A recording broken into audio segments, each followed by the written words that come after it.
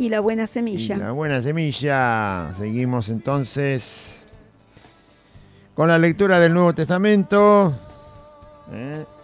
En el Evangelio según San Juan, ya sabe, está escuchando la radio los días, bueno, desde el año pasado, ya va a ser un año justamente el mes que viene, que estamos leyendo el Nuevo Testamento de manera ininterrumpida, ¿sí? Leyendo y leyendo y leyendo y leyendo, libro por libro, sin saltar de un libro al otro, sino hasta terminar cada libro.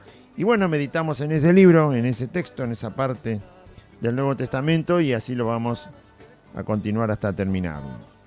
Amén. Ahora estamos en el Evangelio según San Juan, capítulo 13, versículo 1 hasta el versículo 20. San Juan, capítulo 13, versículo 1 al 20. Y la palabra del Señor Jesús dice así. Antes de la fiesta de la Pascua, sabiendo Jesús que su hora había llegado para que pasase de este mundo al Padre, como había amado a los suyos que estaban en el mundo, los amó hasta el fin. Y cuando cenaban, como el diablo ya había puesto en el corazón de Judas Iscariote, hijo de Simón, que le entregase, sabiendo Jesús que el Padre le había dado todas las cosas en las manos y que había salido de Dios y a Dios iba, se levantó de la cena y se quitó su manto y tomando una toalla se la ciñó. Luego puso agua en un lebrillo y comenzó a lavar los pies de los discípulos y a enjugarlos con la toalla con que estaba ceñido. Entonces vino a Simón Pedro, y Pedro le dijo: Señor, ¿tú me lavas los pies?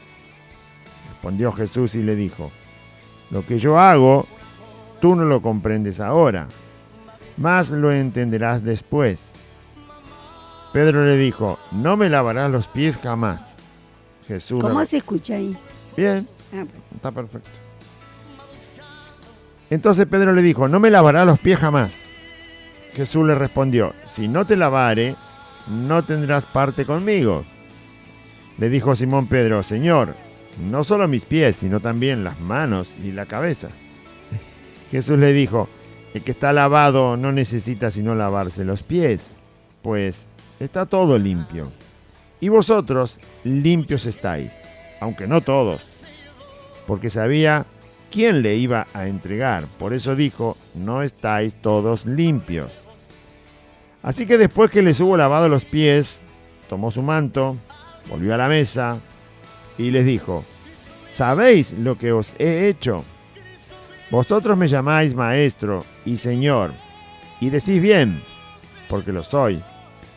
Pues si yo, el Señor y el Maestro, he lavado vuestros pies, vosotros también debéis lavaros los pies los unos a los otros, porque ejemplo os he dado, para que como yo os he hecho, vosotros también hagáis. De cierto os digo, el siervo no es mayor que su Señor, ni el enviado es mayor que el que le envió. Si sabéis estas cosas, bienaventurados seréis si las hiciereis. No hablo de todos vosotros, yo sé a quienes he elegido. Mas para que se cumpla la escritura, el que come pan conmigo levantó contra mí su calcañar. Desde ahora os lo digo antes que suceda, para que cuando suceda creáis que yo soy.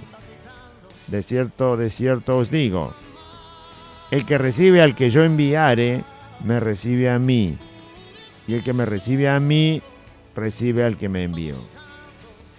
Hasta ahí el capítulo 13 de San Juan, versículo 1 al 20. Muy bien. Ese es el texto, lo hemos leído. El Evangelio según San Juan, capítulo 13, es donde comienza Jesús a hablar con sus discípulos hasta el capítulo 17. Jesús está, capítulo 13, 14, 15, 16 y 17, está en privado con sus discípulos, no está en público. Está en el aposento alto, comiendo la Pascua, y también celebrando la cena del Señor, que después le va a dar el Señor cuando terminan de comer ese cordero de la Pascua. El Señor les enseña acerca del pan y de la copa. Así que todos estos capítulos nos relatan el momento donde Cristo está con sus discípulos solamente. Ya no está en público, ya es la Pascua, ya va a venir el arresto de Cristo en el capítulo 18 de San Juan. Su juicio, su condenación, su muerte y su resurrección al final del Evangelio. Pero aquí es todo lo que el Señor les está enseñando a los discípulos en particular, no a toda la gente, porque ya públicamente terminó de hablar en el capítulo anterior. Así que de ahí en adelante 5 capítulos el Señor está en particular con los 12, incluido Judas, que bueno, obviamente en un momento de toda esta historia de la Pascua y la Cena del Señor, él se va para entregarlo. Pero aquí estamos frente a Cristo y la particularidad de la privacidad con sus discípulos, enseñándole muchas de estas cosas que luego los discípulos recuerdan cuando viene el Espíritu Santo para empezar a predicar el Evangelio. Así que vamos a ver qué es lo que primero vemos para escuchar la voluntad del Señor, aprender acerca de Cristo. Recuerde que Cristo es aquel a quien nosotros debemos obedecer y seguir. Él es el ejemplo máximo. Pablo se puso como ejemplo solo cuando pudo hacer aquello que el Señor, cuando él pudo imitar a Cristo, solo así, en ese momento, el apóstol Pablo, nada menos, se puso como ejemplo, ¿no? Y entonces dijo: sed imitadores de mí como yo de Cristo. O sea, cuando ustedes ven en mi persona la obediencia al Señor Jesús, entonces ahí les muestro un ejemplo para que puedan imitar al Señor Jesús. Pero él imitaba a Jesús. O sea, no era un tropiezo para que otro siguiera a Jesús, sino que era un aliento, Pablo, para que otro siguiera a Jesús. Viéndolo, acompañándolo a Pablo en todos sus días, uno veía un aliento permanente, ¿sí? Una motivación permanente, una fortaleza permanente para imitar a Cristo. Era una ayuda el apóstol Pablo para imitar a Cristo. El ejemplo era Cristo. Él era una ayuda para imitar a Cristo, ¿sí? Lo que el Señor nos manda en la palabra: ámense los unos a los otros, exhórtense los unos a los otros, someteos los unos a los otros, amonestaos los unos a los otros. Bueno, eso era Pablo. No él era el ejemplo, él dice que el ejemplo era Cristo.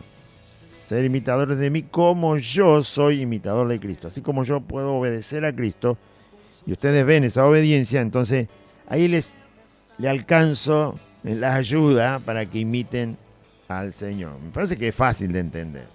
Siempre el ejemplo es Cristo. Si usted logra ser un imitador de Cristo, entonces usted le puede decir a cualquier hermano: hermano, imita la forma en que yo imito a Cristo. Se lo va a poder decir cuando lo alcance, cuando lo haga. Mientras no lo alcance, no lo va a poder decir. Como Pablo había alcanzado gran parte de la imitación de la vida de Cristo, de la persona de Cristo, entonces podía ayudar al otro para que también lo imite. Entonces, antes de la fiesta de la Pascua, sabiendo Jesús que su hora había llegado para que pasase de este mundo al Padre, es decir, que iba a morir y luego iba a volver al Padre, como había amado a los suyos que estaban en el mundo, se refiere a sus discípulos, a los que estaban permanentemente con él. No se olvide que el Señor los llamó y los tuvo con él 3 años, ¿sí? 3 años los tuvo a los discípulos, a los 12 que quedaron firmemente al lado de Jesús. El Señor los tuvo con él 3 años. Hay que caminar 3 años al lado de Jesús. Esos 3 años que ellos caminaron al lado de Jesús, Jesús siempre estuvo manifestando su amor para con ellos.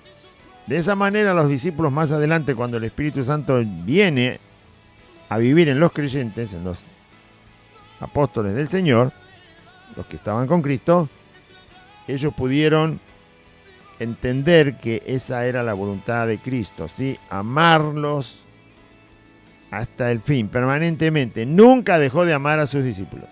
Por lo tanto, tampoco el Señor Jesús nunca deja de amar a los que son suyos. Su amor es permanente, inalterable. Y así los apóstoles de Cristo entendieron que era el amor que Él les había enseñado. Y lo mismo enseñan ellos, los que escriben el Nuevo Testamento, que el amor para con los hermanos debe ser inalterable, permanente, que nunca pierda su fuerza y su vigor el amor, porque ellos también lo recibieron así de parte de Cristo. Así como Cristo nos amó, dicen los apóstoles al escribir el Nuevo Testamento, amados los unos a los otros. Ellos habían recibido esa forma del amor de Dios en sus vidas. La Biblia dice que los amó hasta el fin, o sea, hasta el último momento donde ya los iban a separar. Jesús mostró y mantuvo su amor intacto para con sus discípulos, incluido hasta Judas. Lo amó hasta el final a Judas. Siempre le dio la oportunidad. Siempre estuvo amando inclusive a su propio traidor, a su propio entregador.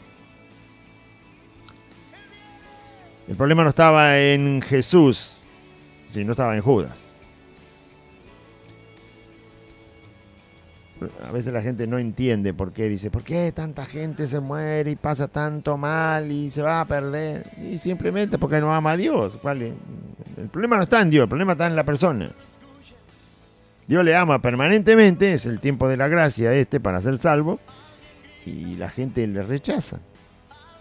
La gente dice, no, a Dios no lo amo, y no me importa ni siquiera cómo es. Ni siquiera me interesa. Usted le quiere predicar de cómo es el amor de Dios. No, ni siquiera me interesa. No le importa. Bueno. Y si lo llegan a conocer porque usted le explica el Evangelio, tampoco lo quieren amar. Entonces no es tanto por cuánto conoce o cuánto no conoce de Dios, sino que directamente no le ama aunque le conozca. O sea, rechaza algo aunque conozca ese algo. El ser humano es así. Es así. No dé tanta vuelta porque es así. Conozca a Dios o no lo conozca, hay corazones humanos que directamente no aman a Dios. No lo quieren, no les importa la persona de Dios. Exista o no exista, no les importa. Lo conozcan o no lo conozcan, no les importa a Dios. ¿Quieren vivir sin Dios? Bueno, el único lugar para vivir sin Dios permanentemente es el infierno. Así que lo siento por ustedes, los que no aman al Señor. Pero Jesús sí amó a los discípulos hasta el fin, hasta el momento. Por eso empieza este capítulo hablando de eso, porque hasta que no termina el capítulo 17, Jesús está con los discípulos. En el 18 son separados. En el capítulo 18 Jesús es arrestado y por lo tanto ya no puede estar con ellos, con los 12, y no puede ya...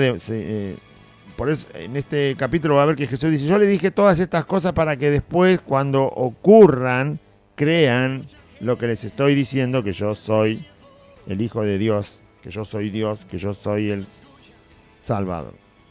Porque después lo iban a separar, que no iban a poder conversar.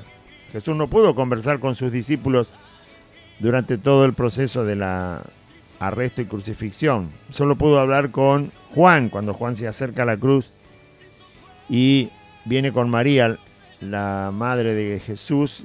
Es el único momento en que puede hablar con uno de sus discípulos, solo para encomendar la vida de María al cuidado de Juan, y viceversa, que Juan y decirle a María que no se separe de Juan, que iba a estar cuidándola. Bien, por varias causas. Primero porque María ya era viuda hace rato y ninguno de los otros hijos de María hasta el momento de la crucifixión de Cristo había creído en Jesús. Así que María estaba muy desolada al momento de la muerte de Cristo. Seguimos leyendo entonces. María, la madre de Jesús, no la María que estábamos leyendo con Aide, ¿no? Esa María que estaba, esa es otra María. Muy bien, entonces Jesús los amó hasta el fin. Muy bien. Y así nos va a amar a nosotros los que hemos creído en Él hasta que partamos de esta tierra. ¿Cómo? Si somos fieles, ¿sí? Si somos fieles hijos del Señor. Ahí está el amor del Señor demostrándolo permanentemente hasta el último día. Si usted niega a Cristo de alguna u otra manera, no va a poder percibir el amor del Señor. No lo va a percibir. Por eso tiene miedo. Al altivo lo mira de lejos, dice el Señor, así que no lo atiende. Claro, ¿usted tiene mucho miedo? Bueno, y entonces parece que está negando a Cristo por algún lado. En alguna forma lo está negando. No me diga eso. ¿Pero qué quiere que le diga? Si la Biblia dice que el que en él creyere no tiene ese problema, no se apresurará. Dice, no tiene miedo, no tiene temores, se le van, se desaparecen, tiene vida eterna, tiene vida en abundancia, tiene gozo permanente. La enseñanza de Cristo es no temáis, no temáis, no temáis, pero todo el tiempo lo dice. Si usted tiene miedo, ese temáis significa miedo, tiene miedo, y entonces ¿de quién está aprendiendo? Si usted tiene miedo, aprende de los hombres. Usted aprende la filosofía de los hombres, los razonamientos humanos, ¿sí? Psicología humana, y entonces eso le engendra en su corazón, le hace nacer y mantener el miedo. Entonces, si usted aprende de Cristo, va a ver que el miedo un día se va a dar cuenta que ya no lo tiene. Pero no que no lo tiene porque dice yo no le tengo miedo a nada. No, no lo tiene porque no lo tiene, porque se le fue. Porque se le desapareció. ¿Entiende eso? Bueno. Entonces, acá el que va a morir es Jesús, y Él ama hasta el fin a sus discípulos. Ahora Jesús está en el cielo, y Él ama a sus verdaderos hijos hasta el día en que morimos nosotros. Se invierte un poco la cosa, pero la enseñanza es esa. Juan dice, los amó hasta el fin. Y, obviamente, eso es lo que va a relatar en estos 5 capítulos hasta el arresto de Jesús. Y cuando cenaban esa Pascua, como el diablo ya había puesto en el corazón de Judas Iscariote, hijo de Simón, que le entregase, es decir, Judas ya estaba con el plan ahí latente, estaba buscando la oportunidad nada más, ¿no? Judas ya se había puesto de acuerdo con los sacerdotes, con los fariseos, con los escribas. Ya se había puesto de acuerdo cuánto le tenían que pagar para entregar a Jesús. Ya se había puesto de acuerdo que en el mejor momento, en lo más, habían planeado arrestarlo de noche, cuando no hubiera multitud. Todo eso ya lo había planeado Judas con aquellos que le iban a pagar para entregar a Cristo. Ya estaba planeado, ya estaba en el corazón de Judas. Judas dijo, en el momento ideal lo voy a llevar adelante. Ya lo tenía. En este evangelio después dice que Satanás entra directamente al cuerpo de Judas para terminar el proceso de la traición de Jesús.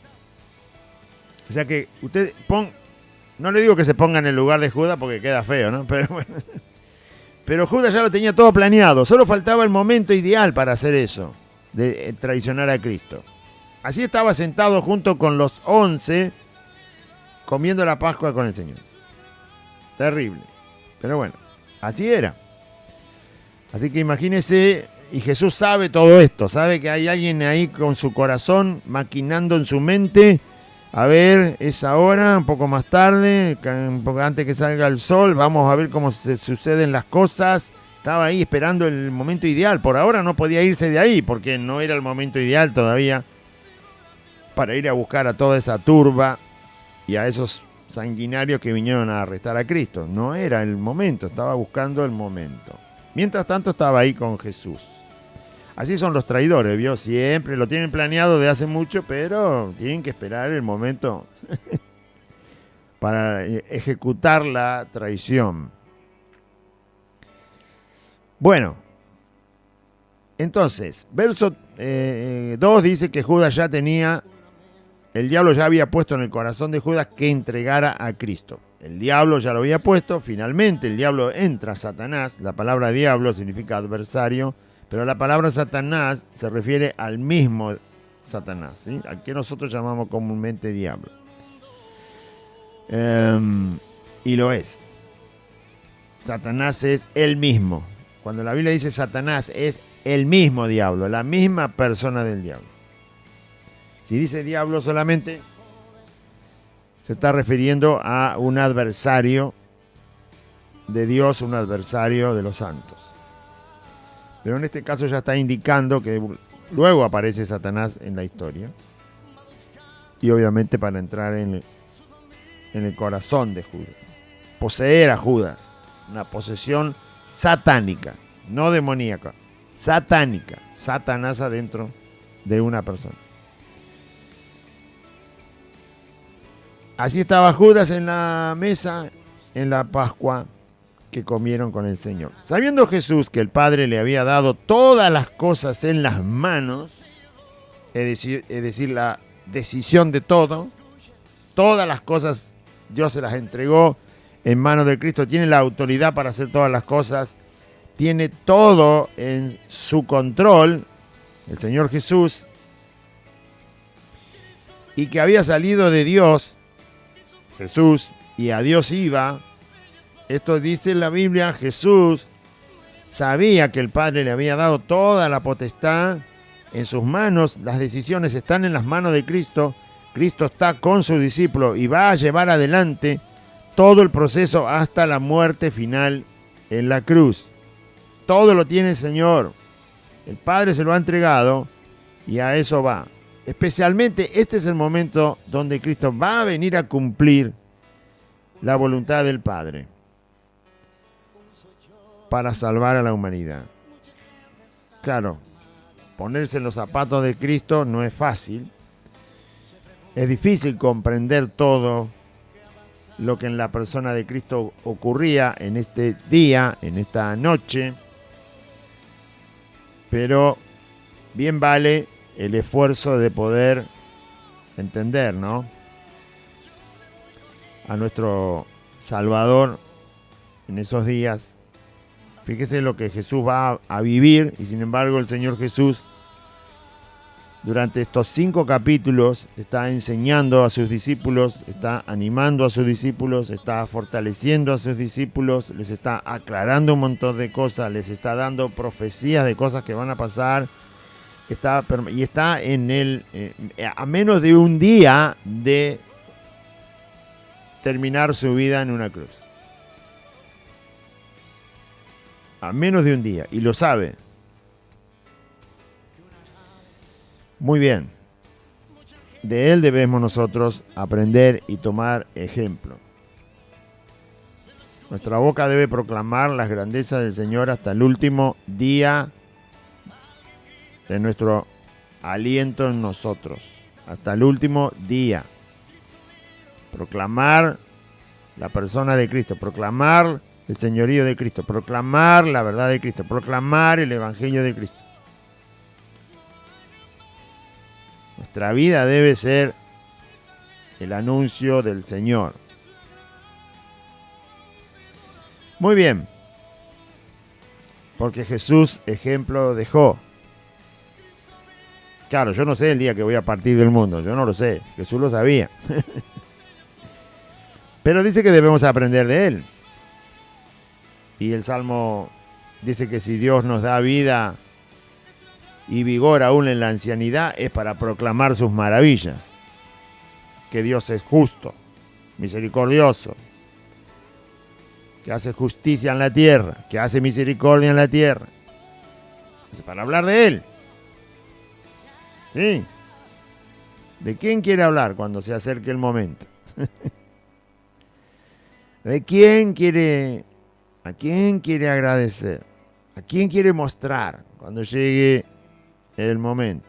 Bueno, la respuesta es Jesús. Para eso nos congregamos, para eso le servimos, para eso leemos su palabra, para eso tenemos comunión con Él en la oración, para eso le honramos, para que eso ocurra.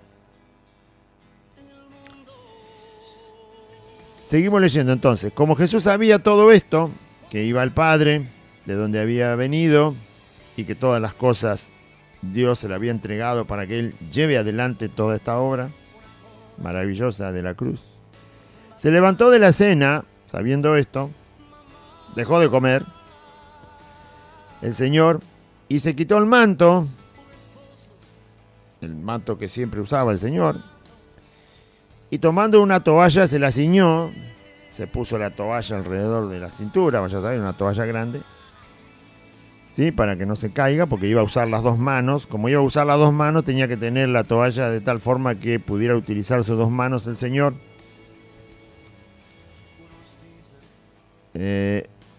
Luego, dice, puso agua en un lebrillo, en una especie de recipiente como las palanganas que conocemos hoy en día, y comenzó a lavar los pies de los discípulos y a secarlos, enjugarlos con la toalla con que estaba ceñido, ¿no? Imagínense la escena. Jesús está con el manto que siempre usaba, con el cual los discípulos siempre lo vieron caminar, pero se lo quita el Señor, porque ese manto le identificaba a Cristo como un rabino, lo identificaba como un hombre de Dios.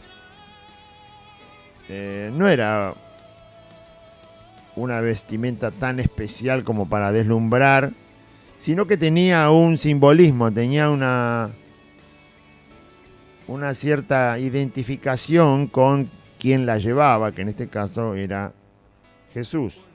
Por eso mucha gente le llamaba rabí, rabí, rabí.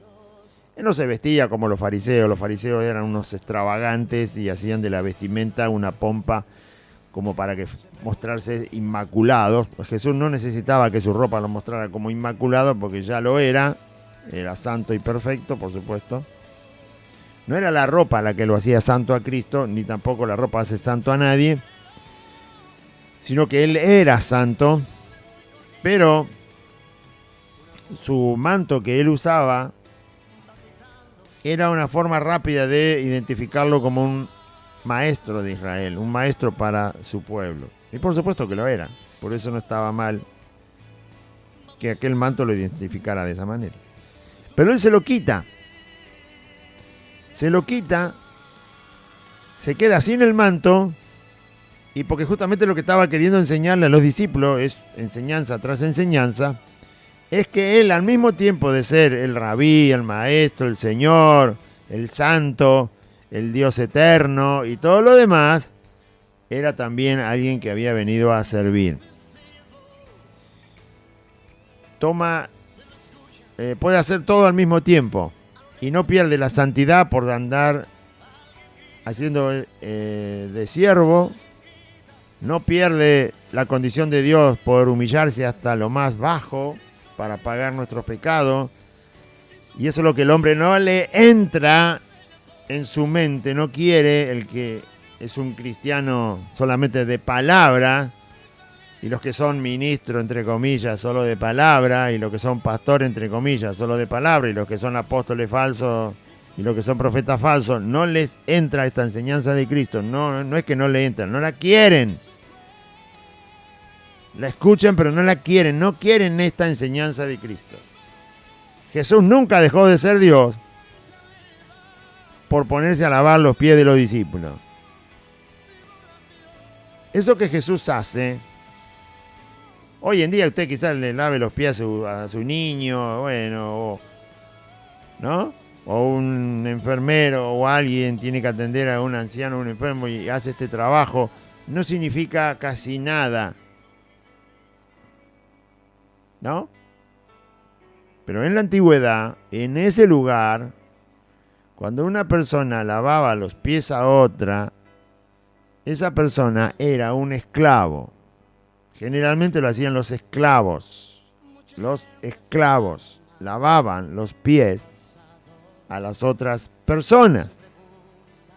Cuando se recibía a alguien importante en una casa, o cuando se invita a alguien en una casa, en ese lugar, en el lugar de Israel y en muchos lugares alrededor de Israel, esos trabajos los hacían los esclavos, es decir, los de menos condición, los de condición más baja, o algún sirviente de la casa.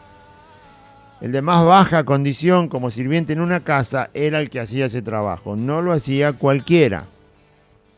Usted dirá, ¿por qué era un trabajo humillante? Bueno, así lo consideraban los hombres. Dios no. Dios no considera eso, que la persona que haga eso es tan vil, tan baja, tan inservible como los hombres piensan. Pero se sabía que ese trabajo lo hacían los esclavos, lavar los pies a los demás.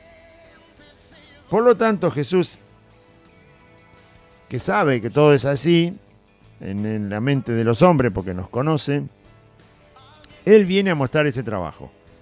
Obviamente, cuando después va el Señor a la cruz, demuestra la humildad al nivel más alto, la humillación a un punto donde nadie la puede alcanzar prácticamente. Así como nadie puede alcanzar el señorío de Cristo porque solo Él es Señor, nadie puede alcanzar el máximo de la humillación, de la humildad, tampoco porque Cristo es el ejemplo máximo. Se lo ve en la cruz. Aunque usted fuera a la cruz con pecado y todo, jamás puede alcanzar la humillación que el Señor mantuvo, la humildad que mantuvo allí durante el tiempo que estuvo crucificado. Aún si no tomamos en cuenta que nosotros somos pecadores y Él no lo es, jamás alcanzaríamos ese nivel. ¿Sí? Se humilló hasta lo último, dice la Biblia, tomando forma de siervo, forma de hombre, y en la condición de hombre, humillándose a sí mismo, hasta la muerte de cruz. Y el Señor entonces está lavando los pies a los discípulos. ¿Saben los discípulos lo que está haciendo? Saben que está demostrando una actitud de servicio, una actitud de servidumbre hacia Dios que lo mandó a hacer esta obra. Está demostrando que puede ser humilde y Dios al mismo tiempo. Es Dios y es humilde al mismo tiempo. Es Dios y viene a hacer un servicio al mismo tiempo. Es Señor y Dios y está amando a pesar de lo que los discípulos luego van a hacer. Entonces puso agua en el lebrillo y comenzó a lavar los pies de los discípulos y los secaba con la toalla con la que estaba ceñido. Y entonces llegó hasta donde estaba Simón. No sabemos si Simón fue el segundo, el tercero al que el Señor llegó para lavarle los pies. Y Pedro reacciona. Pedro le dice, bueno, Señor, no, tú me lavas los pies. ¿Cómo puede ser que tú me laves los pies? Tú eres el Señor. Por eso le dije todo lo anterior. Los esclavos lavaban los pies. O los sirvientes, aunque no fueran esclavos, los que servían en una casa, el sirviente de más baja condición, al que más se le hacía hacer trabajos humillantes, era el que lavaba los pies. Entonces, por eso Pedro le dice, ¿y cómo me vas a lavar los pies vos? Si yo sé que sos el Cristo, el Dios, el Hijo de Dios. Esa parte no te corresponde, eso no lo hace Dios. Eso es lo que Pedro no sabía. ¿Usted sabe lo que hace Dios? ¿Usted entiende lo que hace Dios? ¿Usted conoce lo que hace Dios? Bueno, eso es lo que nos toca a nosotros hacer. Entender lo que hace Dios, conocer lo que hace Dios, aprender lo que hace Dios, observar lo que hace Dios. En la Biblia está todo eso. Pedro dice, Dios no puede hacer esto. Y Jesús dice, sí. Sí que Dios puede hacer esto. Porque Jesús era Dios. Respondió Jesús y le dijo, lo que yo hago tú no lo comprendes ahora, no lo vas a entender. Pero lo entenderás después. Lo entenderás después. Cuando el Espíritu Santo vino a la vida de Pedro y él empezó a predicar, ahí comprendió claramente el amor de Dios, la humildad de Dios, la compasión de Dios, la misericordia de Dios, la justicia de Dios, el perdón de Dios. Todo lo comprendió mucho más claro cuando finalmente el día de Pentecostés el Espíritu Santo vino a la vida de los discípulos y empezaron a predicar el Evangelio. Así que aunque usted no entienda mucho, deje que el Señor haga lo que quiere hacer en su vida. Deje que lo haga. Aunque no comprenda, después el Espíritu Santo le va a ayudar a entender. Y Pedro le dijo, no me lavarás los pies jamás. No, yo no voy a dejar que me lave los pies, le dijo a Pedro. Por supuesto, Pedro tenía que cambiar mucho todavía. Pero bueno, esa fue la reacción. Eso fue lo que le pasó. No entendía. No está mal para el momento. Pero Jesús no quiere dejarnos ahí sin entender. No, dejar que yo haga lo que yo quiero hacer, dice el Señor. Después te voy a ayudar a entender. Deja que yo haga lo que quiero, dice el Señor. Deja que yo haga en tu vida lo que yo quiero. El hecho de que no lo entiendas ahora no tiene importancia. No te voy a dejar siempre sin entendimiento. Ya lo vas a entender más adelante. Pero deja que yo haga lo que quiera con tu vida. Deja que yo la moldee. Deja que yo la rompa, la haga de vuelta. O déjame a mí, dice el Señor. ¿O no confía en las manos de Cristo? ¿Confía en alguna otra mano? ¿Confía en alguna otra persona más que en Cristo? Bueno, flor de problema tiene. Si usted confía más en una persona que en Jesucristo. Tiene un problema y un problema muy grande. No, tiene que confiar más en Jesucristo.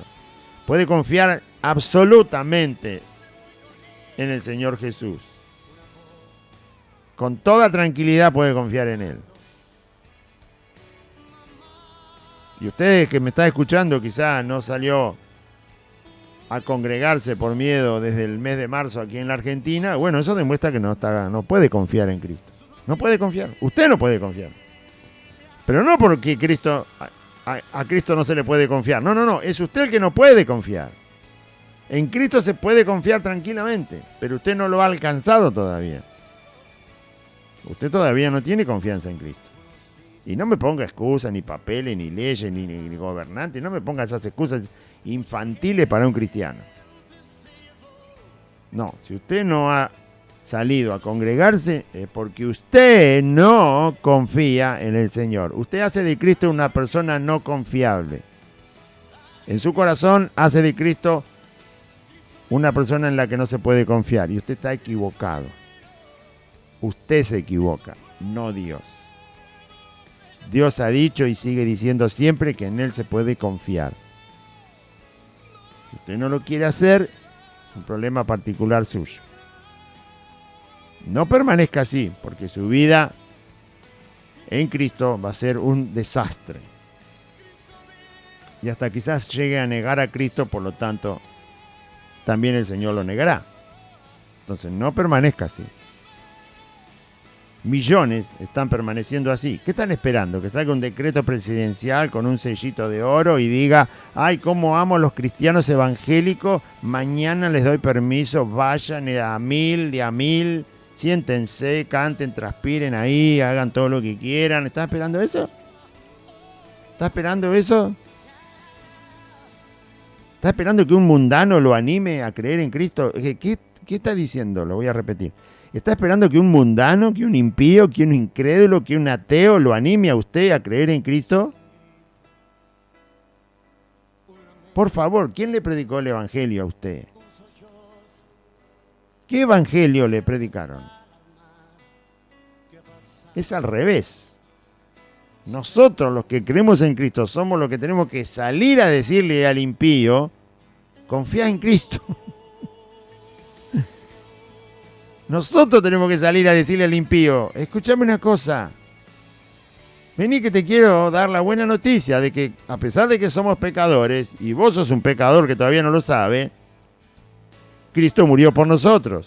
Así que venía a confiar en Cristo. Pero ahora resulta que dieron vuelta la cosa.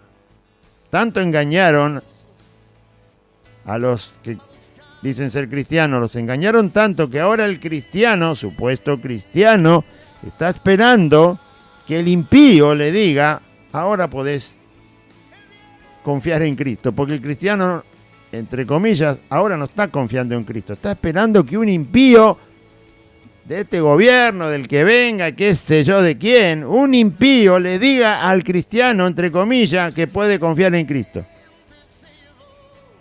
Y usted me dirá del otro lado, no, no es así, hermano Claudio, usted está equivocado. No, el equivocado es usted, discúlpeme. Usted está equivocado. Usted está equivocado, porque usted no confía en Cristo. Pero mi pastor, sí, ¿su pastor qué? ¿Su pastor lo clavaron en la cruz para que usted sea salvo? Él murió en la cruz hace 2000 años. ¿Quién murió en la cruz hace 2000 años atrás? Jesús. Bueno, en ese Jesús tiene que confiar. Y su pastor también tiene que confiar en ese Jesús. Pero como usted sigue a un hombre y ese hombre no confía, usted termina no confiando. Porque ahí se ve que usted sigue a un hombre y no sigue a Cristo. Ahí se ve. Porque hace lo mismo que hace un hombre. Lo mismo que hace un hombre que no confía en Cristo, lo hace usted. Pero acá el punto en que Cristo está con los discípulos dice que Él es el que da el ejemplo. Él es el que da el ejemplo. Jesús es el que da el ejemplo. Y ese es el ejemplo que hay que seguir. Lo dijo todos los apóstoles dijeron que sigamos el ejemplo de Cristo. Pedro, Juan, Mateo, Tomás, Lucas, que escribió el Evangelio, tomando todas las enseñanzas de los apóstoles, Pablo, el apóstol Judas, el apóstol Santiago, todos nos dicen que confiemos y tomemos el ejemplo de Cristo. Siempre, todo el Nuevo Testamento se pone a Jesucristo como el ejemplo. Bueno, usted se está equivocando. ¿No le gusta que le diga? Bueno, no importa. Usted está equivocado. Usted que no buscó congregarse, usted que se quedó tranquilo, usted que dijo, yo obedezco a mis pastores, porque la Biblia dice, obedece a vuestros pastores, ¿no? Cuando tu pastor te diga que te arrodilles delante del anticristo, porque te va a hacer creer que es Cristo, entonces vos te vas a arrodillar delante del anticristo, porque tu pastor te dice que es Cristo, porque él va a ser engañado y vos también vas a ser engañado. Eso lo decide cada uno. Cada uno decide. Dice entonces, lo que yo hago tú no lo comprendes ahora, le dijo el Señor a Pedro, pero después lo vas a entender. Jesús quiere que entienda, aun cuando me lleve tiempo, quiere que entienda. Pero también quiere que sepa que yo deje que Jesús haga lo que quiere hacer en mi vida. Y lo haga. Le dijo Simón Pedro, bueno Señor, entendió un poco, no entendió todo. Ya le dijo el Señor que no lo entendía, pero que lo iba a entender más adelante. Entonces Pedro le dijo, bueno Señor, no me lave solo los pies, si me va a beneficiar, también lava mis manos y mi cabeza. Ve que ahí no está entendiendo Pedro, Jesús se lo vuelve a explicar ahora. Él pensaba que era tan beneficioso lo que Jesús estaba haciendo con él, siempre lo ve, así es el cristiano entre comillas, todo lo ve como beneficio para él. Todo para él. ¿Sí? Todo es un beneficio para él. Nunca piensa en la gloria del nombre de Cristo. Nunca piensa en el señorío de Cristo. Nunca piensa en la excelencia de esta persona que nos ha salvado. Todo lo piensa para él. Egoísta. Esa fue la exclamación de Pedro. Bueno, lavame los pies, la cabeza, todo. Si me va a beneficiar, si obtengo algo para mí, si esto me sirve en beneficio particular, bueno, vamos. Jesús le dijo, no entendiste todavía. Jesús le dijo, el que está lavado no necesita sino lavarse los pies, pues está todo limpio. Y vosotros limpios estáis, aunque no todos. ¿De qué limpieza hablaba Jesús? De que ellos habían creído en Él. De que ellos habían creído que Jesús es el Cristo y que habían decidido seguir a Cristo. Menos Judas. Judas nunca aceptó a Cristo como lo que realmente Cristo es. Nunca estuvo de acuerdo con Jesús como Mesías a la manera que Jesús había venido a salvar a los pecadores. No era eso lo que le importaba. Judas no tenía en su corazón, qué bueno salvar a los pecadores, porque el pecado arruina el corazón humano y somos malvados. No le importaba nada. Judas tenía otra cosa en la cabeza. Judas quería poder, dinero, posición, contactos poderosos. Una situación en la vida donde está por encima del resto, sobresalir. Judas tenía otra cosa en la cabeza, no le importaba nada lo de salvar a los pecadores, lo de llevarlos a la vida eterna, al cielo. Y usted dice, pero estaba al lado de Jesús, no le importaba. No, no le importaba nada. No le importaba nada las cosas que Cristo vino a hacer y lo que venía a enseñar. Nada, no le atraía para nada. Él en la cabeza tenía otra cosa. Judas no estaba limpio. Su corazón se quedó igual que siempre. Escuchó a Jesús, vio los milagros, todo, pasó todo, pero él no le importó. No estaba al lado de Jesús por quién era Jesús, sino por el beneficio que él tenía en mente, que él pensaba que lo podía alcanzar por estar al lado de Jesús. Lo que consiguió fue una soga al cuello. Por estar equivocado. Espero que no sea el caso de los cristianos. Muy bien. Seguimos leyendo entonces. Jesús le dice, ustedes están todos limpios, menos uno. Hay uno que no, dice, no todos. No, todavía no viene señalando a Judas directamente, pero más adelante lo va a señalar. No todos están limpios. Quiere decir que de los 12 había uno que su corazón no amaba a Cristo.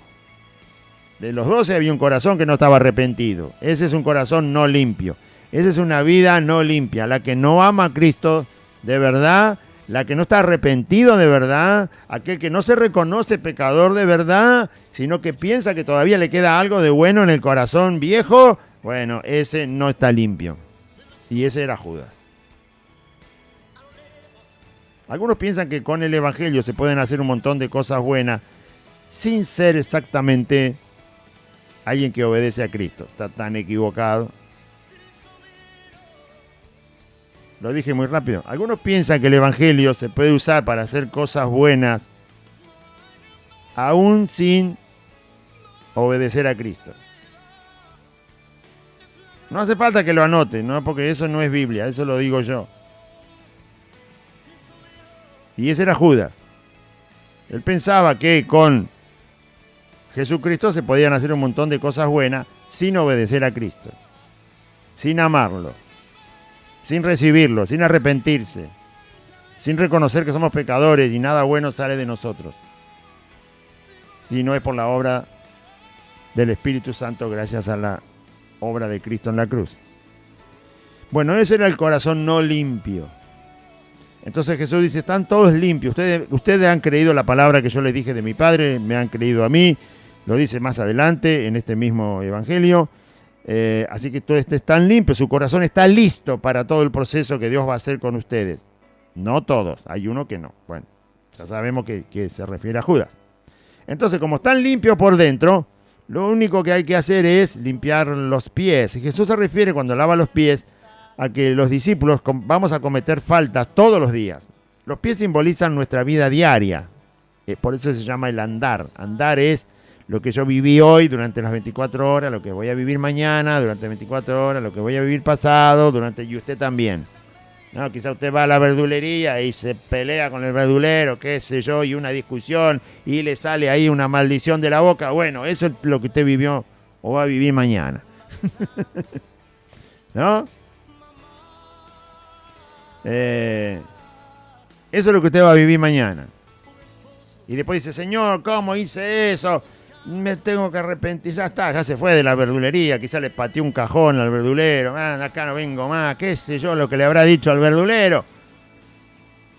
Y después está en su casa, pasa las horas y dice, Señor, no, ¿cómo puede ser que hice eso? No puede ser, yo no soy tu hijo, no puedo reaccionar así, no tendría que haberle pateado el cajón al verdulero, le rompí todas las manzanas.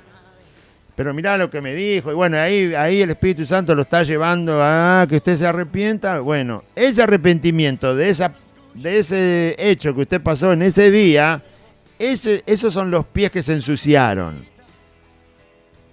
Ese es un pequeño hecho en su vida donde su mente maldijo al verdulero, donde su pie pateó al verdulero y donde usted quizás no hubiera pateado nada, pero se enojó igual y quizás en su corazón le dijo, esta es una porquería y basura de comercio, no sé, lo que usted sabe que es pecado. Ahí se le ensuciaron los pies. Y si yo lo hago, se me ensuciaron a mí los pies. Es un hecho del día que usted vive, donde, o un mal pensamiento, o una mentira, o lo que sea, usted sabe lo que es pecado. Todos lo sabemos. Porque hemos vivido en el pecado, lo conocemos bien. Antes erais así, dice Pablo. ¿Qué? ¿No se acuerdan? ¿O no me van a decir ahora que no eran así? Yo también era así, dice Pablo. Ya lo sé, todos lo sabemos. Ahora, no queremos vivir más así. El Espíritu Santo nos está llevando a no amar eso, pero nos pasa. Va a pasar 24 horas y algo habrá hecho. No hay quien haga el bien y no peque, dice la Biblia. No hay quien haga el bien, no hay quien tenga todo el deseo de hacer las cosas bien sin equivocarse y no le salga un error. No hay quien haga el bien y no peque. En las muchas palabras nos falta pecado. ¿Entiende eso? O sea que podemos... Y usted dice, yo no hablo tanto, soy calladito. Sí, pero la mente, ¿qué hace la mente? ¿Qué tiene en la mente? ¿Qué tiene en la mente? ¿No tiene nada en la mente? ¿Qué? ¿No piensa tampoco? Bueno, cuando piensa también piensa palabras usted. No piensa solo imágenes. Piensa palabras. Ahí también hay muchas palabras en los pensamientos y ahí nunca falta pecado. Así que no nos podemos escapar. Se nos van a ensuciar los pies. Quiere decir que el día que vivamos, algo habremos hecho o vamos a llevar adelante que a Dios no le agradó. El Espíritu Santo se va a encargar. Por eso David decía, muéstrame los pecados que me son ocultos. Por ahí no me doy cuenta. Bueno, sí, puede ser, pero algo va a pasar donde ensuciamos los pies. Es decir, y Jesús dice, ustedes adentro están limpios, ustedes han recibido mi palabra, ustedes se han arrepentido de todo corazón, ustedes creen en mí realmente, que soy el Señor y el Salvador. Eso es estar limpio por dentro, eso es estar nacido de nuevo, eso es ser nueva criatura. Y lo que pase diariamente, el Señor completó de limpiar a los discípulos y los preparó, los limpió. Lavar los pies significa eso. También, además de la humildad del Señor, del servicio, a ejemplo de esclavo, que eso es lo que debemos ser nosotros, esclavos de Cristo, no de los hombres, de Cristo debemos ser esclavos. Al ser esclavos de Cristo somos esclavos de su voluntad. Somos esclavos de lo que Él enseña y lo que Él manda. Somos esclavos de Él, de sus mandamientos somos esclavos, ¿sí? De Cristo, no de los hombres, de Cristo. Somos esclavos de Cristo. Voluntariamente hemos entregado nuestra voluntad y nuestras decisiones a Cristo. Nunca se haga esclavo de los hombres. Lo dice Pablo en el Nuevo Testamento. Por Cristo fuiste libertados. No os hagáis esclavos de los hombres. Bien. Allá usted a quien le entrega su voluntad. ¿Y qué voluntad es la que hace? Usted no se está congregando, entonces está haciendo la voluntad de un hombre. Usted dice, no, yo no me puedo congregar. Usted diga lo que quiera, hermano Claudio. Usted es un loco, habla porque tiene lengua nomás. Bueno, está bien, no hay ningún problema. Diga lo que quiera de mi vida, ¿cuál es el problema? Usted no se salva por lo que yo digo, se salva por lo que dice Cristo y por lo que hizo Cristo. Pero si usted hace la voluntad de un hombre, si usted no se congrega, está haciendo la voluntad de un hombre. Usted está esclavo de un hombre. Un hombre decide por usted, un hombre decide por usted y usted obedece a ese hombre que decide por usted. porque usted se ha esclavizado a ese hombre, por lo tanto se ha esclavizado a la voluntad de un hombre. Si usted fuera esclavo de la voluntad de Cristo, usted se arrodillaría, se pondría a orar para recibir fortaleza, fe, y diría, Señor, ayúdame a hacer tu voluntad, la voluntad del Hijo de Dios. Y el Espíritu Santo obraría en su vida. ¿Se acuerda que la Biblia dice, Dios da fuerza al que no tiene ningunas? ¿Para qué da fuerza a Dios? ¿Para que yo me esclavice a un hombre? ¿Para qué da fuerza a Dios? Al que no tiene ninguna, al que no sabe decidir, al que no se anima, al que no da el primer paso. ¿Para qué da fuerza a Dios? ¿Para ir al pecado? ¿Para qué da fuerza a Dios? ¿Para que yo sea alguien que vive en las tinieblas permanentemente? ¿Para qué da fuerza a Dios? Dios da fuerza para que hagamos su voluntad. Dios da fuerza para que obedezcamos a Cristo. Multiplica las fuerzas al que no tiene ninguna. Ese es el texto. Multiplica las fuerzas. ¿No tenés ninguna fuerza para obedecerme? Arrodillate y pedime y yo voy a multiplicar la fuerza en tu vida. Cuando entiendas que tenés que hacer mi voluntad, dice el Señor, yo te voy a dar la fuerza y te las voy a multiplicar. Pero cada vez que el Señor da fuerza es para hacer su voluntad, no la voluntad de un hombre.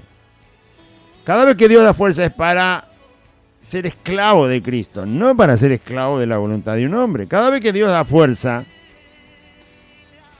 es para cumplir con sus enseñanzas, para buscar su reino. Para Él da fuerzas, para que yo esté en un servicio a Cristo. ¿Cómo va a dar fuerza para que yo me vaya al pecado? ¿Qué se cree? ¿Que Dios va a multiplicar la fuerza para que yo diga, ah, qué bueno, me embarro otra vez en medio de la mugre del mundo? Dios no te va a dar fuerza para eso. Si da fuerzas es para hacer su voluntad. Si da fuerza es para ser esclavo de Cristo. Si da fuerza es para el servicio a Cristo.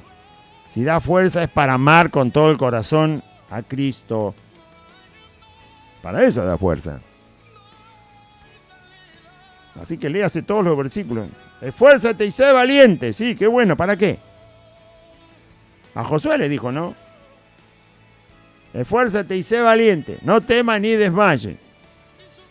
¿Para qué? Para obedecer a Cristo. ¿A dónde están los esforzados y valientes ahora? Y si no tienen fuerza, bueno, que se la pidan al Señor. Pero para obedecer a Cristo que se la pidan, porque no se las va a dar para obedecer al pecado. Dios no da fuerza para pecar. Dios da fuerza para obedecerle a Él. ¿Qué quiere decir? Que va a estar de tu lado permanentemente para que le obedezcas a Cristo.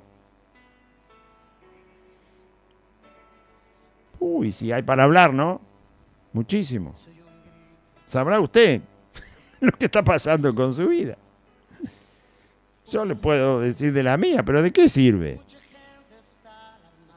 Aquí estamos, hablando del Señor y congregándonos para el Señor. ¿Qué me importa lo que digan los hombres? Si la voluntad que estoy siguiendo y buscando no es la de los hombres. Que digan lo que quieran. Entonces, porque sabía quién le iba a entregar, como dijo que no todos estaban limpios, Jesús sabía quién le iba a entregar, por eso dijo, no estáis todos limpios. Ahí aclara el mismo Señor, el mismo texto aclara que Jesús dijo, están todos limpios, pero no todos. Se refiere a que Judas no está limpio. Así que después que les hubo lavado los pies, terminó todo el proceso, tomó otra vez su manto, después que terminó de hacer de esclavo, de sirviente, de aquel que está sirviendo, y no que no vino para ser servido, sino que está sirviendo. ¿Cuánto ejemplo hay que tomar de acá? A ver cuándo le entienden los que se dicen ser pastores, que están para servicio, están para servir, no para ser servidos. ¿Por qué se hacen servir todo el tiempo? Bueno, porque no aprendieron nada. ¿Y por qué no aman al Señor? Tan difícil, ¿eh? Si vos aprendés a hacer un servicio y te dicen eso es lo que tenés que hacer, hacé ese servicio. y dejá de que te sirvan. ¿Quién sos? El Señor. El Señor también vino a servir, así que no te queda lugar ahí, no podés.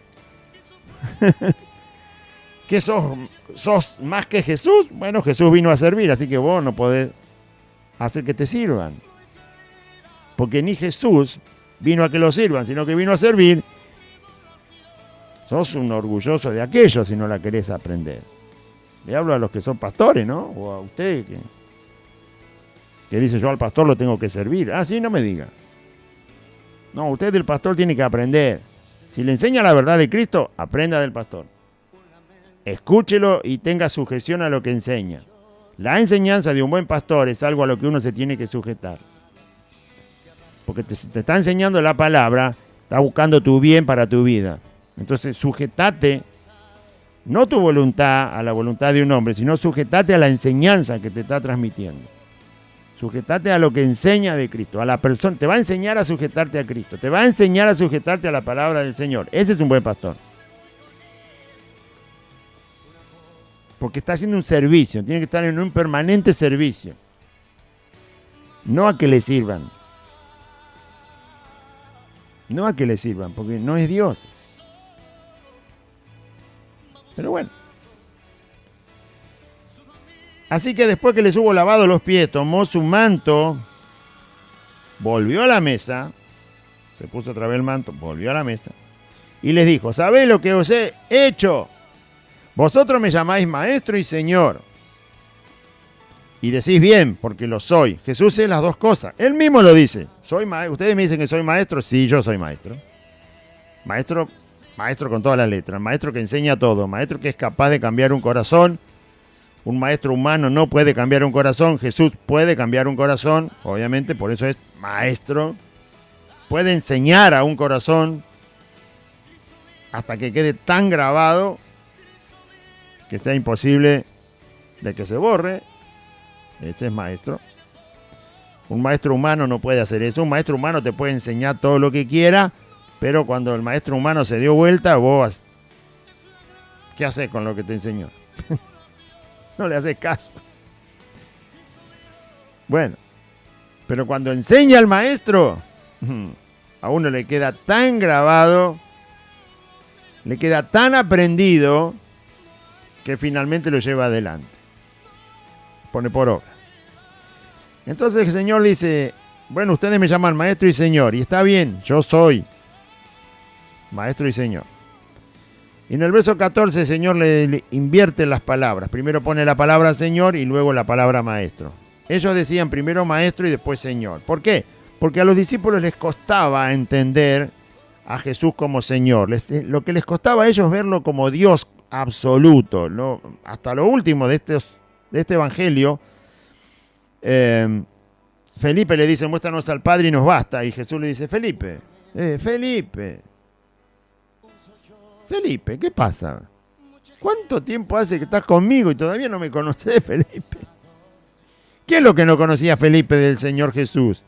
Lo que no terminaba de entender, que era Dios. Ellos lo tenían desconectado a Cristo de lo que es la definición de Dios.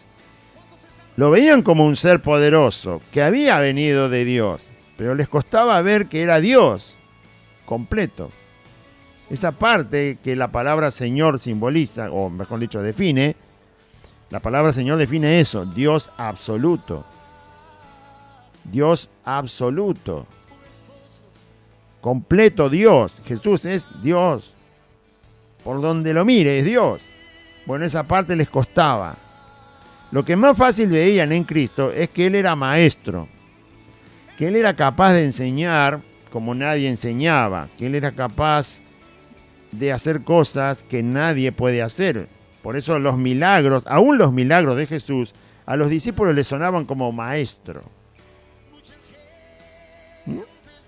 Como por ejemplo alguien que tiene mucha habilidad en un deporte, es un maestro en el deporte que practique. Entonces la gente lo ve como un maestro, porque si mira la habilidad que tiene, o sea, muestra la habilidad y le llaman maestro. Entonces, aún los milagros no lo terminaban de convencer a los discípulos de que era Dios, de que era Señor, de que era santo, de que era infalible. Les costaba. Veían al maestro de manera fácil, pero les costaba ver a Jesús como Señor. Y Jesús les pone las palabras al revés. Yo soy Señor primero. Y porque soy Señor, soy maestro. No es que porque soy maestro, soy Señor. No. Porque soy Señor, porque soy Dios, yo soy maestro. Y si yo, que soy Dios, y por ser Dios soy maestro, es decir, que tiene la verdad y por lo tanto tiene lo correcto para transmitirle al hombre, yo he lavado vuestros pies. Entonces ustedes hagan lo mismo, es decir, tengan la misma humildad. Ustedes hagan lo mismo que yo hice. Como ustedes no pueden ser Señor, sin embargo yo sí soy Señor, y yo siendo Señor lavé vuestros pies, yo soy humilde, entonces ustedes aprendan también el amar como yo he amado y el ser humilde, como yo les estoy mostrando que soy humilde. Hagan lo mismo, aprendan de mí, yo soy el ejemplo a pesar de ser Señor y Dios. Yo lo he llevado adelante para que vean que no solo lo digo, sino que también lo hago. La voluntad de Dios es una vida para nosotros, no son solo palabras. Es vida, es algo que se lleva a la práctica, es algo que se lleva adelante, que se ejerce en algún momento de nuestra vida, lo vamos a hacer. Porque si no el Evangelio es solo palabras, no son solo palabras, es vida. Bueno, porque ejemplo les he dado para que como yo os he hecho, vosotros también hagáis. De cierto os digo, el siervo no es mayor que su Señor. ¿Vamos a superar a Cristo alguna vez? No, nunca. Pero podemos llegar a ser como el Señor. Eso sí, como el Señor y nunca superarlo. Porque a eso nos desafía el Espíritu Santo de Dios. El siervo no es mayor que su Señor, ni el enviado es mayor que el que le envió. Mayor es Cristo que nosotros, y podemos hacer lo que Cristo manda. ¿Sí? Bien. Si sabéis estas cosas, bienaventurados seréis si las hiciereis. Ahí hay otra bienaventuranza, ¿no? Que no está en Mateo capítulo 5. Son bienaventurados ustedes si saben estas cosas. ¿Las quieren aprender? ¿Las quieren entender? Bueno, si las saben, si las entienden, si me escuchan cuando les enseño y ponen por obra todo esto, entonces ustedes son personas bienaventuradas. Aprenda de Cristo y va a ser bienaventurado. Siga el ejemplo de Cristo. Por más que los hombres digan lo que digan, usted siga el ejemplo de Cristo. Aprenda de Jesucristo, el Señor, de su palabra, y usted va a ser una persona bienaventurada. Bienaventurados son los que en este tiempo donde le cerraron en las narices las puertas para congregarse, bienaventurados son los que se congregaron, no los que se quedaron en casita meta Facebook. No, si usted se quedó con el Facebook para tener una reunión online, porque, bueno, usted no es bienaventurado. ¿Y usted qué sabe? Me va a decir usted del otro lado. Yo no sé, el que sabe es Cristo.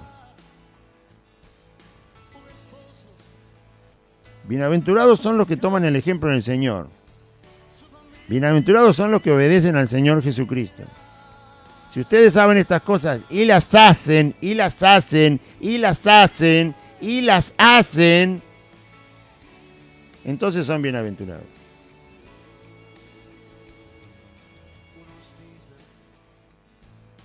Cuando las sepa y las haga, porque son mandatos de Cristo, todos los mandatos de Cristo, y uno es congregarse en obediencia a Dios. Bueno, el día que lo haga, ahora ya no lo hizo, ya se quedó en cuarentena desde marzo. Bueno, se perdió la bienaventuranza, culpa suya. Y culpa de aquel que lo empujó a no tener esa bienaventuranza. Bienaventurados son los que se congregaron, igual que siempre. Esos están bienaventurados. A eso les viene bien, les viene un bien para su vida permanente. Porque ni más ni menos que le han obedecido al Señor de los cielos. Ni más ni menos. Aun cuando todo era contrario, le obedecieron al Señor Jesús. Aun cuando todo les era contrario, Satanás les era contrario, los demonios les era contrario, los gobernantes les eran contrarios, los pastores mentirosos les fueron contrarios, sus hermanos temerosos y miedosos le fueron contrarios, su familia le fueron contrarios, la medicina le fue contrario, los científicos le fueron contrarios, la sociedad le fue contraria, las autoridades, las fuerzas policiales, los jueces, los decretos, las leyes, todo le fue contrario. Hubo hijos de Dios que aprendieron del Señor y obedecieron la palabra del Señor, y esos son bienaventurados, solo esos. Desde marzo hasta aquí. Y usted dirá, eso lo dice usted. No, lo dice el Señor. No, eso lo dice Jesús. No lo digo yo.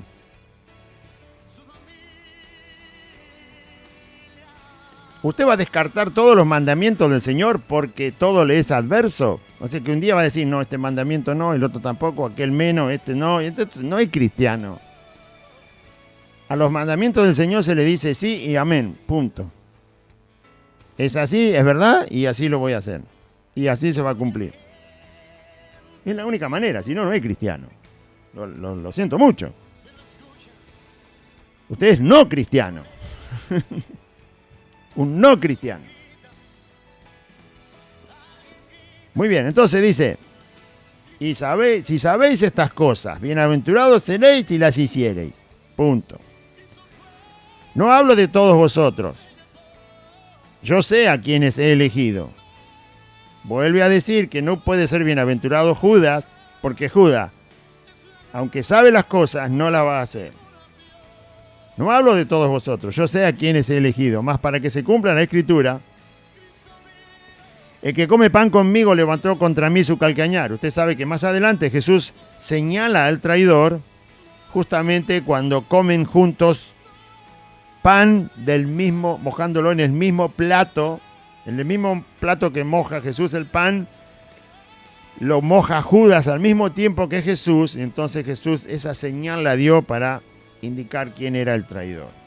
Lo está anticipando en este punto. El que come pan conmigo, ese es el que no está limpio, ese es el que no me obedece, ese es el que no es bienaventurado, ese es el que no es un verdadero hijo de Dios. Desde ahora os lo digo antes que suceda. Va a seguir la trayectoria de esta noche donde Jesús está con sus discípulos en privado. Termina de comer la Pascua y sirve la cena del Señor. Y durante todo este desenlace Jesús va a señalar al traidor. Nadie le va a creer, nadie va a entender lo que está pasando, pero bueno, queda escrito para que después crean que Jesús es Dios y sabe todas las cosas que van a suceder. Conoce todo. Porque Dios conoce todo. Si no fuera Dios, no conocería todo. Solo Dios conoce todo. Solo Dios conoce todo. Solo Dios conoce y sabe todo. Aun cuando no haya pasado, Dios lo sabe. Ese es Dios. Desde ahora os lo digo antes que suceda, para que cuando suceda creáis que yo soy. Yo soy significa Dios.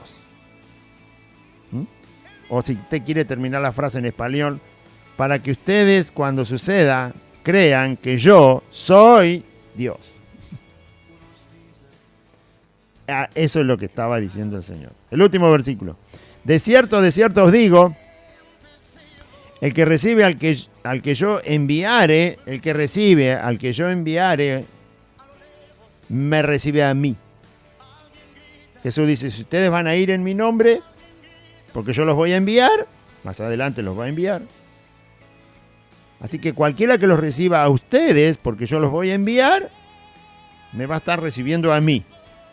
Cuando nosotros llevamos el Evangelio y la gente recibe la verdad del Evangelio de Cristo predicada, de que es un pecador, de que necesita arrepentimiento, de que tiene que volverse a estar en paz con Dios, para tener vida eterna, para que cuando muera no perezca en el infierno, sino vaya al cielo. Bueno, cuando la gente cree eso, está recibiendo a Cristo, porque nosotros estamos llevando el mensaje de Cristo. Entonces la gente está recibiendo a Cristo. El que recibe al que yo enviare, me recibe a mí. Y el que me recibe a mí, recibe al que me envió. Ese es el último versículo. El que recibe a Cristo, recibe a Dios. Está en paz con Dios el Padre. Tiene el camino abierto para Dios el Padre. Aquel que recibe a Cristo.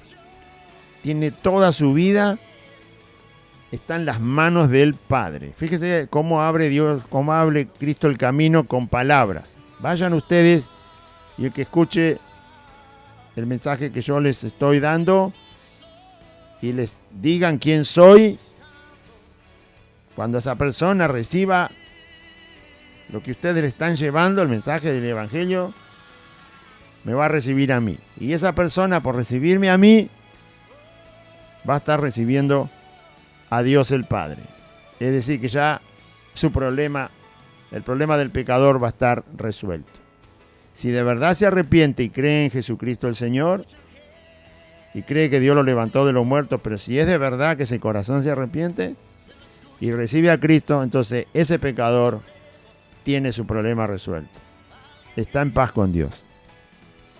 Ha nacido de nuevo y, como dice Juan, le ha dado potestad de ser llamado Hijo de Dios, el cual es engendrado por el Espíritu Santo de Dios. Muy bien, vamos a hacer una oración. Por supuesto, sigue todo el momento de Cristo con sus discípulos. Esta es recién la primera parte. Son 5 capítulos de la privacidad del Señor con los discípulos antes de que sean separados. Al lado de Jesús hay pura enseñanza, pura vida en abundancia.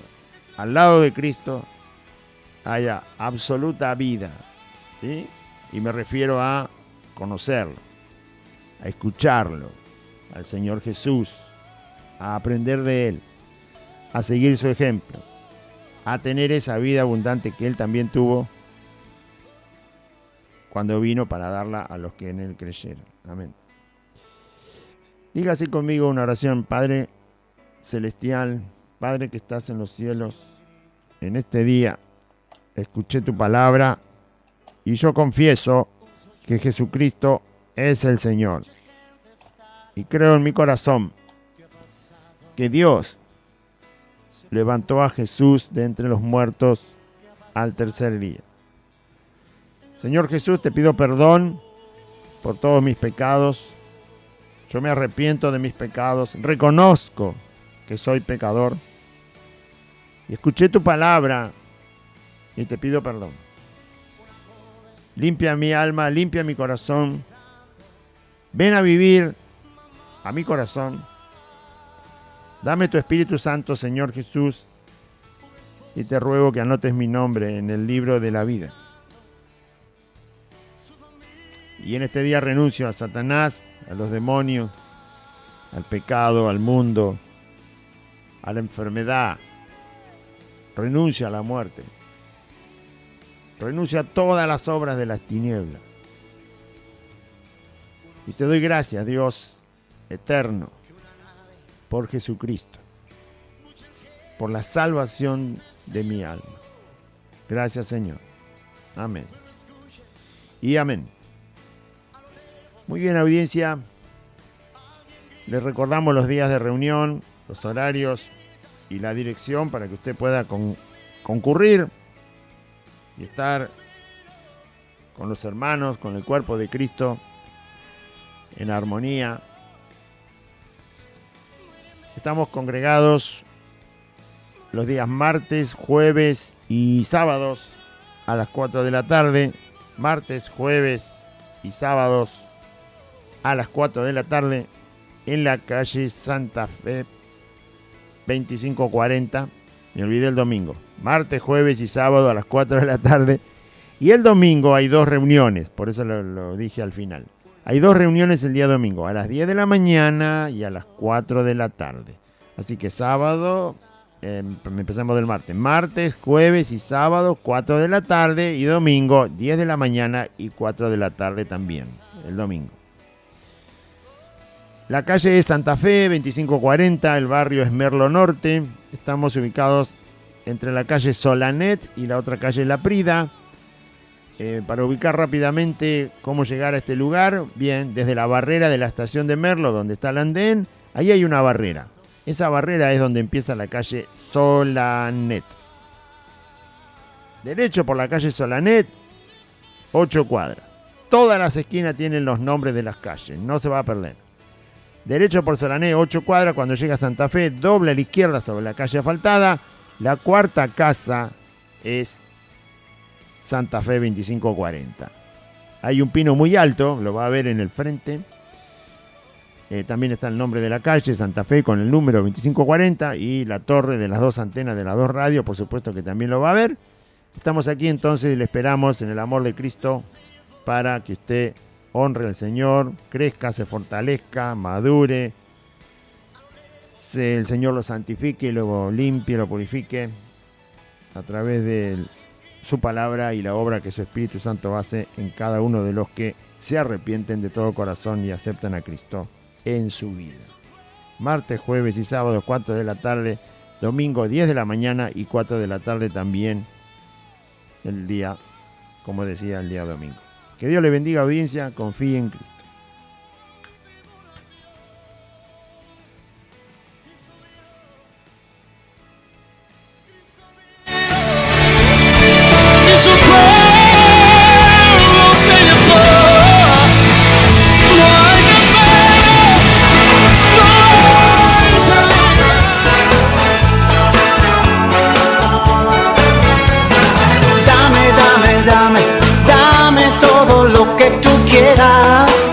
Hasta aquí compartimos Buenas Nuevas, un programa evangelístico, dinámico, reflexivo, pensado en usted y hecho con amor. Buenas Nuevas, creado y conducido por Aide y Claudio.